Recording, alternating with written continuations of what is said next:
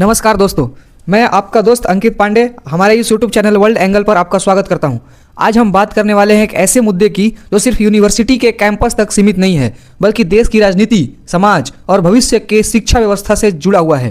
जैसा कि आप थंबनेल में देख सकते हैं, यूजीसी एक्ट 2026। जैसा कि हम जानते हैं कि देश में पिछले कुछ दिनों से ये एक्ट विवाद का कारण बना हुआ है और सवर्ण जाति के द्वारा इस एक्ट को लेकर विरोध प्रदर्शन जारी है। यूनिवर्सिटी ग्रांट कमीशन यानी यूजीसी का नया नियम promotion of equity in higher education institution regulation 2026, कुछ लोग इसे सामाजिक न्याय की दिशा में बड़ा कदम बता रहे हैं, तो कुछ लोग इसे भेदभाव को और बढ़ाने का वाला नया कानून बना रहे हैं। जैसा कि हम जानते हैं कि अभी केंद्र में बीजेपी की सरकार है और ये बीजेपी के साथ ही शुरू से ही एक ऐसी धारणा जुड़ी हुई है कि बीजेपी सवर्ण समाज की सरकार है। इस कानून के तहत जो कि बीजेपी के द्वारा लाया गया है, ये जनरल कैटेगरी के विरुद्ध देखा जा रहा है। कुछ लोग इसे सामाजिक न्याय की दिशा भी देने का बड़ा कदम बता रहे हैं। देश के कई हिस्सों में प्रदर्शन हो रहे हैं, सोशल मीडिया पर बहस छिड़ी हुई है, मामला अब सुप्रीम कोर्ट तक पहुंच चुका है। सवाल बहुत बड़े हैं। क्या ये नियम वास्तव में बराबरी के लिए है या इससे कुछ वर्गों के साथ अन्याय होने का खतरा है? सरकार क्या कर रही है? और सबसे जरूरी सवाल, इसका असर आप पर, आपके करियर पर और आपके भविष्य पर क्या पड़ेगा? आज के इस वीडियो में हम पूरे मुद्दे को बिना किसी पक्षपात के गहराई से और आसान भाषा में समझेंगे। वीडियो को अंत तक जरूर देखिए, क्योंकि अंत में मैं आपको बताऊंगा कि एक छात्र या नागरिक के रूप में आप क्या कर सकते हैं। तो चलिए इस वीडियो को शुरू करते हैं। यूजीसी एक्ट 2026 गवर्नमेंट के द्वारा लाया गया है, जो कि गवर्नमेंट के द्वारा बताया जा रहा है कि ये हायर एजुकेशन में स्टूडेंट के बीच इक्वालिटी को देखते हुए लाया गया है। गवर्नमेंट का तर्क यह है कि यूनिवर्सिटी ग्रांट कमीशन यानी यूजीसी ने उच्च शिक्षण संस्थानों में जातिगत भेदभाव को रोकने के लिए जो नियम जारी किए हैं, इन नियमों के चलते देश भर में शिक्षकों, स्टूडेंट के साथ साथ आम आदमी के बीच रोष बढ़ता दिख रहा है। इस नियमों के विरुद्ध में यूपी सरकार में बरेली के सिटी मजिस्ट्रेट अलंकार अग्निहोत्री ने इस्तीफा दे दिया। इसके बाद सरकार की ओर से उन्हें निलंबित कर दिया गया। उनके अलावा प्रसिद्ध कवि कुमार विश्वास ने पोस्ट करते हुए लिखा कि चाहे तिल लो या ताड़ लो राजा, राई लो या पहाड़ लो राजा, मैं अभागा सवर्ण हूँ, मेरा रोया रोया उखाड़ लो राजा। यानी कि हम देख सकते हैं कि इस कानून के या इस नियम के विरुद्ध में देश भर में आक्रोश का माहौल देखा जा रहा है। बहुत सारे चैनलों के द्वारा और बहुत सारे स्वर्ण जाति के लोगों के द्वारा इसके खिलाफ प्रदर्शन किए जा रहे हैं और देश भर में आक्रोश का माहौल देखा जा रहा है। अब हम जानने की कोशिश करते हैं कि आखिर यूजीसी है क्या और इसका रोल क्या होता है। हम सबसे पहले यह समझना जरूरी है कि यूजीसी यानी यूनिवर्सिटी ग्रांट कमीशन आखिर करता क्या है। यूजीसी भारत की एक ऐसी संवैधानिक संस्था है जो देश की यूनिवर्सिटी और कॉलेज की मान्यता देती है, फंडिंग में तय करती है और शिक्षा से जुड़े नियम बनाती है। यूजीसी का मेन काम है यूनिवर्सिटी को मान्यता देना और शिक्षा से जुड़े सभी नए नियम या नए कानून को बनाना। सीधे शब्दों में कहे तो भारत में उच्च शिक्षा की दिशा और दशा तय करने में यूजीसी की भूमिका बहुत बड़ी होती है। अगर यूजीसी कोई नया कानून बनाता है तो उसका असर छात्रों पर पड़ता है, शिक्षकों पर पड़ता है और पूरे शिक्षा सिस्टम पर पड़ता है। इसलिए 2026 के नए नियम सामने आए तो पूरे देश में हलचल मच गई। जैसा कि हम देख सकते हैं कि UGC 2026 promotion of equality in higher education institution regulation 2026 को लेकर देश भर में विवाद और गहरा हो गया है। जैसा कि मैंने आपको पहले ही बताया कि जब भी यूजीसी कोई नियम लाती है तो उसका असर छात्रों, शिक्षकों के साथ साथ पूरे शिक्षा सिस्टम में पड़ता है। इसीलिए अब हम जानने की कोशिश करेंगे कि आखिर ये नया नियम है क्या और आखिर इसके वजह से क्यों विरोध प्रदर्शन हो रहे हैं। तो यूजीसी 2026 में जो नियम पेश किया गया उसका नाम है promotion of equality in higher education institution regulation 2026। सरल भाषा में कहें तो इसका उद्देश्य है यूनिवर्सिटी के कॉलेजों में जातिगत भेदभाव को रोकना और सभी छात्रों के लिए बराबरी का माहौल बनाना। इसके तहत 4 बड़े प्रावधान किए गए हैं। अब हम उन चारों बड़े प्रावधानों को देखेंगे और उन चारों प्रावधानों को गहराई से समझने की कोशिश करेंगे। तो जैसा कि आप देख सकते हैं कि हर यूनिवर्सिटी कॉलेज में इक्विटी कमेटी और इक्विटी स्क्वाड का गठन होगा। 24/7 हेल्पलाइन और शिकायत प्रणाली होगी। SC/ST पर विशेष ध्यान दिया जाएगा और नियमों का पालन करना अनिवार्य होगा। चारों महत्वपूर्ण बिंदुओं को गहराई में जानने की कोशिश करेंगे और हम देखेंगे कि आखिर इन चारों बिंदुओं में आरोप और प्रत्यारोप क्या है। तो चलिए हम शुरू करते हैं। तो पहला पॉइंट, जैसा कि मैंने बताया था कि हर यूनिवर्सिटी कॉलेज में इक्विटी कमेटी और इक्विटी स्क्वाड का गठन होगा। देश भर में हर यूनिवर्सिटी कॉलेज में इक्विटी कमेटी और इक्विटी स्क्वाड का गठन किया जाएगा। इसके विरोध में तर्क दिया गया कि इसमें इक्विटी स्क्वाड को अधिक अधिकार प्रदान किए गए हैं और इसमें भेदभाव की परिभाषा भी स्पष्ट नहीं की गई है। जैसा कि मैंने बताया था कि इसके विरोध में बहुत सारे प्रदर्शन हो रहे हैं और विरोधकारियों के द्वारा ये बताया जा रहा है कि इसमें भेदभाव का परिभाषा को स्पष्ट नहीं किया गया है। यानी कि इसका यूज करके इक्विटी इक्विटी कमेटी और इक्विटी स्क्वाड किसी के ऊपर भी कोई भी एक्शन ले सकती है बिना भेदभाव की परिभाषा को स्पष्ट किए हुए। दूसरा पॉइंट था कि 24/7 हेल्पलाइन और शिकायत प्रणाली। इस नियम के तहत हर संस्था में इक्विटी अपॉर्चुनिटी सेंटर स्थापित किया जाएगा जहां स्टूडेंट अपनी शिकायत दर्ज कर सकेगा। इसके विरोध में यह तर्क दिया गया कि इस नियम में सभी सवर्ण छात्रों के लिए ठीक नहीं है। इसमें बिना किसी भी सबूत के कोई भी शिकायत दर्ज कर देगा जिससे दूसरे स्टूडेंट का करियर प्रभावित हो सकता है। विरोधकारियों ने यह बताया कि बिना किसी भी सबूत के अगर किसी भी छात्र के ऊपर अगर कोई शिकायत दर्ज कर दिया जाए तो इससे उस छात्र की करियर पे भी असर पड़ सकता है। और तीसरा पॉइंट था कि SC/ST पर विशेष ध्यान दिया गया। इस नियम का उद्देश्य अनुसूचित जाति जनजातियों एवं पिछड़े जातियों को संस्थान में सुरक्षित माहौल प्रदान करना है जिससे कि वे भेदभाव का शिकार न बने। इसको लेकर आंदोलनकारियों का कहना है कि इससे सवर्ण वर्ग के छात्रों को सीधे टारगेट किया जाएगा और जो और भी ज़्यादा भेदभाव बढ़ाने का काम करेगा। यानी कि हम जैसा कि जानते हैं कि पहले ही SC/ST कानून था जिसके तहत जातियों और जनजातियों को विशेष अधिकार दिए गए थे, परंतु जब ये न्यू एक्ट आया इससे आंदोलनकारियों का कहना है कि इससे और भी सामाजिक भेदभाव बढ़ने का काम करेगा। जैसा कि हम जानते हैं कि UGC new equity regulation act 2026 government के द्वारा पारित कर दिया गया है और इसको लेकर देश भर में दंगा हो रहे हैं। और चौथा था कि नियमों का पालन करना अनिवार्य होगा। UGC की ओर से कहा गया कि सभी संस्थान इस नियम का अनिवार्य रूप से पालन करेंगे। अगर कोई भी संस्थान इस नियम का उल्लंघन करता है तो उसकी मान्यता रद्द कर दी जा सकती है या उसका फंड रोका जा सकता है। इसके तर्क में प्रदर्शनकारियों का कहना है कि इससे संस्थाओं पर और अधिक दबाव बढ़ेगा और संस्थान खुले रूप से अपना कार्य का निर्वहन नहीं कर पाएंगे। अब तो हमने देख लिया कि UGC का आखिर मकसद क्या था और इसमें क्या 4 महत्वपूर्ण बिंदु थे। अब हम इसके समर्थन में दिए जा रहे तर्कों का भी गहराई से विश्लेषण करेंगे। जैसा कि मैंने बताया था कि भेदभाव आज भी मौजूद है।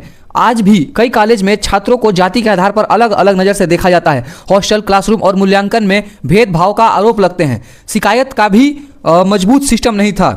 सामाजिक न्याय की दिशा में भी कदम उठाया गया है। छात्रों के पास पहले शिकायत करने का कोई सुरक्षित और प्रभावी मंच नहीं था। अब इक्विटी कमेटी और हेल्पलाइन से छात्र खुलकर अपनी बात रख पाएंगे। समर्थकों का कहना है कि यह नियम संविधान के उस सिद्धांत को मजबूत करता है जो समानता और सामाजिक न्याय की बात करता है। उनके अनुसार अगर समाज में पहले से कोई असमानता है तो बराबरी लाने के लिए विशेष कदम उठाना जरूरी है। जैसा कि हमने देख लिया कि इसके समर्थन में कितने सारे प्रत्यक्ष दिए गए। इसके इतने ही फायदे हैं तो इसका विरोध क्यों हो रहा है। तो अब आते हैं उस हिस्से पर जहां विवाद शुरू होता है। नियम का विरोध करने वाले के कई तर्क हैं। भेदभाव की परिभाषा स्पष्ट नहीं है, बिना सबूत के शिकायत का डर है, जनरल कैटेगरी की अनदेखी की जा रही है और संस्थाओं पर अधिक दबाव पड़ने वाला है। आरोप है कि नियम में साफ नहीं लिखा गया है कि भेदभाव क्या माना जाएगा। डर है कि छोटी छोटी बातों को भी बड़ी शिकायत बना दिया जाएगा और कोई भी बिना सबूत के शिकायत कर सकता है जिससे दूसरे छात्र या शिक्षक का करियर पर प्रभाव पड़ सकता है। नियमों में सिर्फ SC/ST और OBC का जिक्र है लेकिन जनरल कैटेगरी के छात्रों को पूरी तरह से नजरअंदाज किया गया है। उनका तर्क है कि भेदभाव किसी के साथ भी हो सकता है, सिर्फ जाति विशेष तक यह सीमित नहीं रहने वाला है। कॉलेजों का कहना है कि फंडिंग और मान्यता रोक देने की धमकी से उन पर प्रशासनिक दबाव पड़ सकता है। ऐसा कि हमने इस कानून के पक्ष और विपक्ष दोनों ही देख लिए, तो अब हम जानने की कोशिश करते हैं कि आखिर UGC की नई गाइडलाइंस को सुप्रीम कोर्ट में क्यों चुनौती दी जा रही है और आखिर ये मामला सुप्रीम कोर्ट तक कैसे पहुंचा।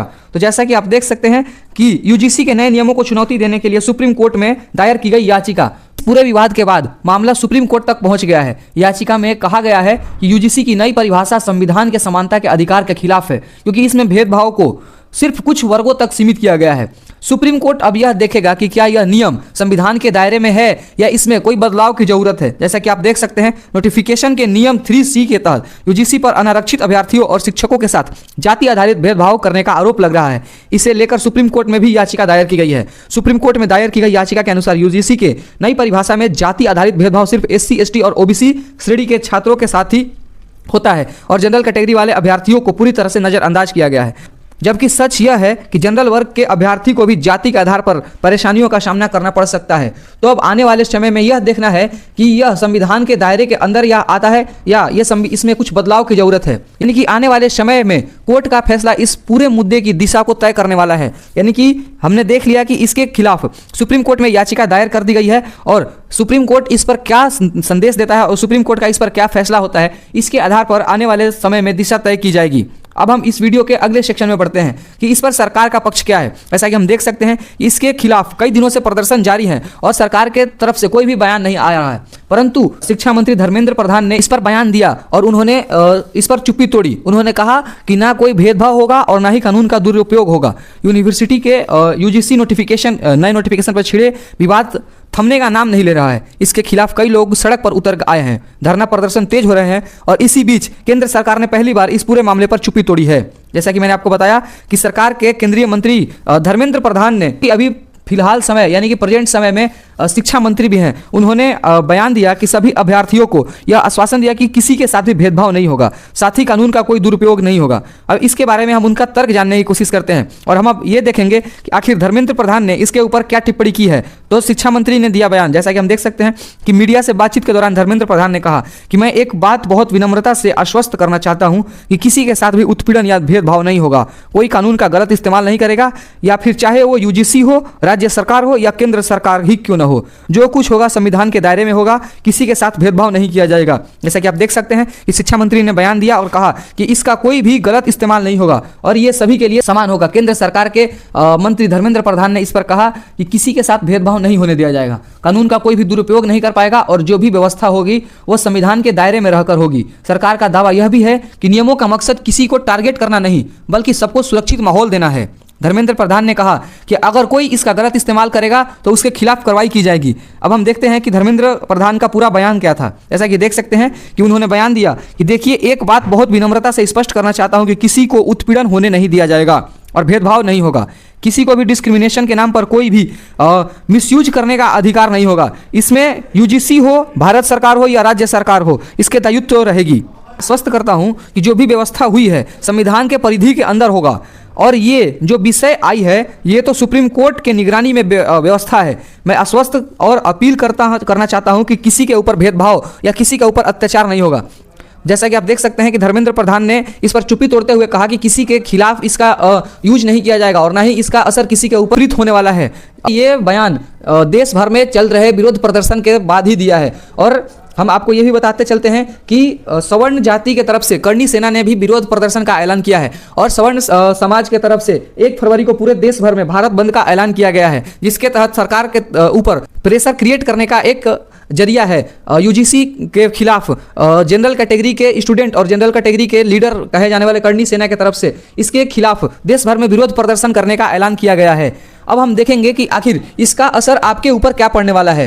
सबसे जरूरी सवाल यह है कि इसका असर आप पर होगा क्या। अगर आप एक छात्र हैं तो आपके पास शिकायत का एक मजबूत मंच होगा, लेकिन आपको यह भी जिम्मेदारी लेनी होगी कि सिस्टम का गलत इस्तेमाल न करें। अगर आप एक शिक्षक हैं तो आपको ज़्यादा सतर्क रहना होगा और हर फैसले में पारदर्शिता रखनी होगी। अगर आप एक अभिभावक हैं तो आपको अपने बच्चे को जागरूक बनाना होगा और ये बताना होगा कि वे अपने अधिकार और कर्तव्य दोनों ही समझें।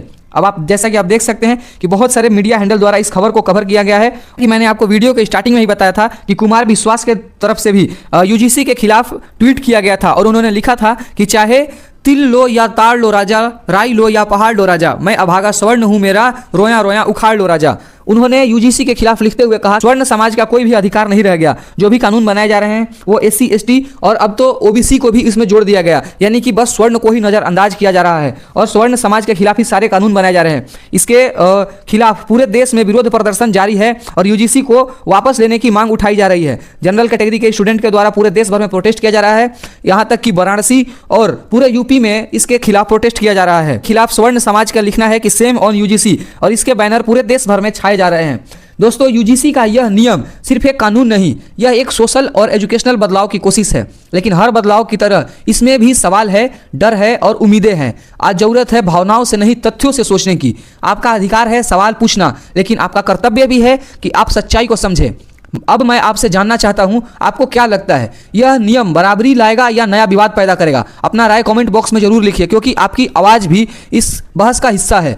अब आपसे एक दिल से अपील है, अगर यह वीडियो आपके मन में एक भी सवाल जगा पाया हो, एक भी सोच बदल पाया हो या किसी एक छात्र के भविष्य को थोड़ा सा भी रोशन कर सकता है, तो प्लीज़ इस वीडियो को लाइक करें और चैनल को सब्सक्राइब करें, क्योंकि आपका एक क्लिक किसी की आवाज़ बन सकता है। अगर आपको वीडियो जानकारी पूर्ण लगा हो तो चैनल को लाइक करें, सब्सक्राइब करें और अपने दोस्तों के और परिवार के साथ जरूर शेयर करें, ताकि ज़्यादा से ज़्यादा लोग जागरूक बन सके। मिलते हैं आपसे अगले वीडियो में एक नए मुद्दे और एक नई सच्चाई के साथ। जय हिंद।